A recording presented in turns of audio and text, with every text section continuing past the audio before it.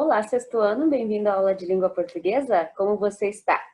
Hoje vamos começar um novo capítulo. Hoje vamos começar a falar de um tipo de gênero textual novo. Para isso, eu quero te convidar a ler um texto comigo. Vamos? A partida.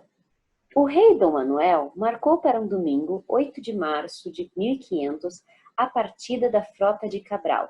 Seu objetivo era que o povo acorresse ao porto de Restelo, chamado de Praia das Lágrimas para os que vão, Terra do Prazer para os que voltam, para que todos vislumbrassem o espantoso espetáculo. 13 embarcações zarpando para o longínquo Oriente, com a cruz vermelha da Ordem de Cristo enfurnada nas velas.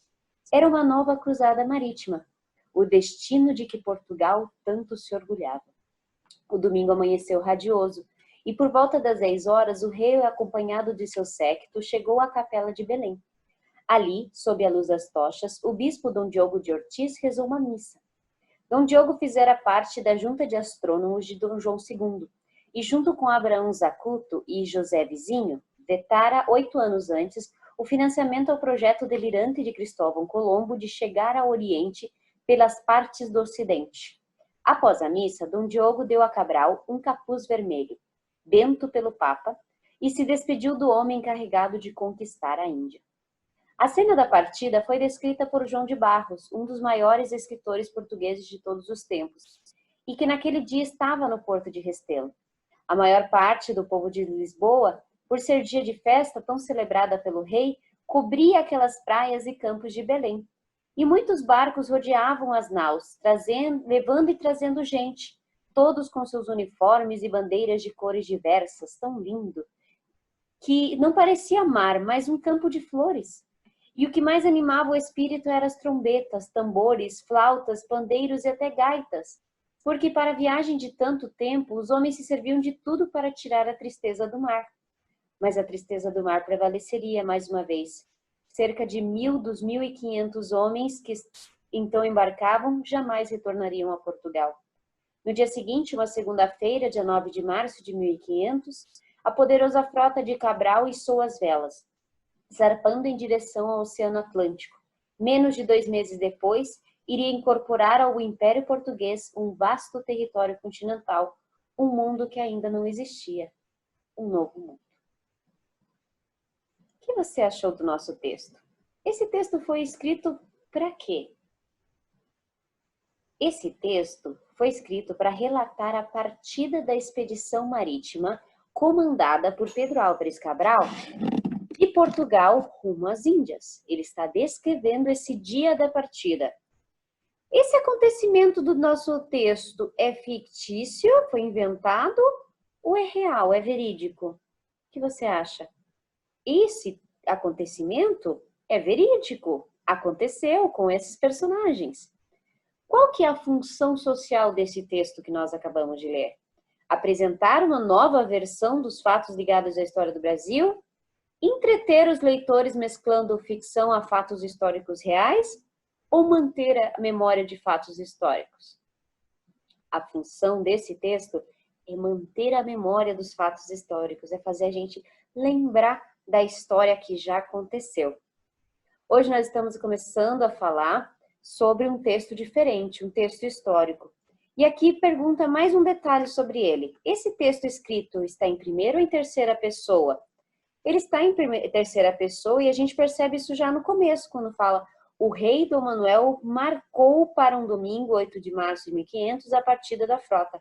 Ele marcou, estou falando dele, então é em terceira pessoa. E aí nós começamos a conhecer como que é escrito um texto de relato histórico, que é o nosso novo gênero textual. Um relato histórico tem a finalidade de documentar as ações humanas ao longo do tempo, para preservar a memória coletiva dos eventos. Os fatos que são narrados são reais e eles envolvem sujeito, fatos e tempos históricos. Então, são fatos, acontecimentos e pessoas comprovada que aconteceu, verídico. O autor de um relato histórico não se limita apenas a narrar a história, ele não é só um narrador. principalmente se ele for historiador. Ele vai buscar fonte, ele reúne, analisa documentos, usa critérios para verificar se é verdade o que está sendo relatado, para que a história dele seja o mais completa possível. O autor de um relato histórico utiliza depoimento das pessoas que participaram dos fatos. Ele pesquisa documentos, tanto os oficiais, né, as leis e documentos governamentais, como documentos pessoais, como cartas, diário, tudo isso é documento. Ele consulta a obra de outros historiadores sobre esse mesmo assunto, sobre esse mesmo período, para se certificar de o que ele está falando no relato é verdade, tem veracidade nessas informações. Relato histórico. No texto que a gente acabou de ler, há o depoimento de alguém que participou dos fatos. Quem é essa pessoa? Qual é a profissão dele? A pessoa se identifica como João de Barros e ele é um escritor português, né? E ele diz que ele estava lá observando a partida das barcas. Qual é o sinal de pontuação usado para marcar o depoimento, a parte onde ele fala? O que a gente usa são as aspas, marcando a fala dele. Por que o autor optou por apresentar a descrição das caravelas no Porto de Restelo feita por João de Barros? Por que ele usou esse jeito que o João descreveu? Porque dá mais veracidade, mais credibilidade. Não é eu que estou falando, é ele, o João, que estava lá, ele viu, ele está contando o que ele viu. É mais verdadeiro ainda. Nesse trecho que a gente leu, predomina o relato de fatos ou predomina as impressões pessoais? Nesse trecho ele fala de fatos, o que aconteceu, a missa, quem que rezou a missa, o rei que estava presente, os barcos, a descrição. Então ele fala dos fatos. Agora, para que o leitor possa acompanhar com precisão os acontecimentos de um relato, ele vai usar muitos marcadores temporais e espaciais. Temporais vai falar do tempo, os dias, os anos, e espaciais os lugares onde acontecem. Ao longo do texto, esses marcadores vão permitir ao leitor, que nesse caso somos nós, localizar os fatos no tempo e no espaço. E assim eu consigo ir atrás de mais informações. Então, um relato histórico informa, por exemplo, as datas, os horários ou períodos do dia em que os acontecimentos ocorrem. Então, ali ele fala na segunda-feira de manhã, no domingo à tarde. E também vai informar os nomes dos locais, né, onde se desenrolam os fatos, o porto, a praia. Ele vai informar os locais para a gente realmente ter certeza e poder pesquisar e descobrir a veracidade desses dados. Em qual cidade, vamos ver se você prestou atenção, em qual cidade e país aconteceram os fatos relatados? Como que você descobriu?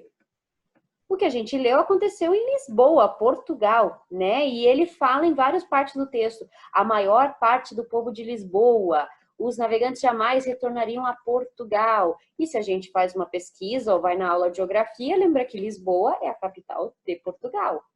Agora anote os locais dessas cidades que foram mencionados no texto. Ele falou do Porto de Restelo e da Capela de Belém. São dois lugares que ele falou. A que eventos marcadores temporais 8 de março de 1500 e 9 de março de 1500 correspondem? 8 de março aconteceu a festa do povo no Porto, né, no Porto de Restelo, e a missa para abençoar a frota do Cabral. E no dia 9 de março foi a partida da frota. Então eles tiveram toda a festa, a missa, dormiram e no dia seguinte partiram, né? As duas datas são os principais marcadores temporais, porque eles relacionam os fatos relatados, né, os acontecimentos, a festa e a partida que é propriamente dita.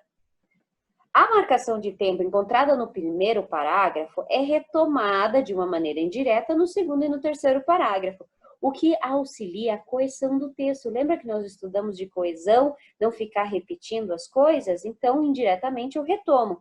Releia as frases iniciais dos 3 parágrafos e grife essas retomadas. No primeiro parágrafo começa: o rei Dom Manuel marcou para um domingo, 8 de março de 1500, a partida da frota de Cabral. Seu objetivo era que o povo acorresse ao Porto de Restelo. Vamos ao começo do segundo parágrafo. O domingo, que domingo? 8 de março que ele havia mencionado. O domingo amanheceu radioso e por volta das 6 horas o rei, acompanhado de seu séquito, chegou à capela de Belém. Terceiro parágrafo. A cena da partida foi descrita por João de Barros, um dos maiores escritores portugueses de todos os tempos, e que, naquele dia, que dia? O domingo, 8 de março, mencionado no primeiro parágrafo, estava no Porto de Restelo. Compreendeu? Ele usou os marcadores temporais para relacionar os parágrafos. Essa é a nossa aula de hoje. Hoje conhecemos o relato histórico. Te encontro na correção de exercícios. Tchau, sexto ano!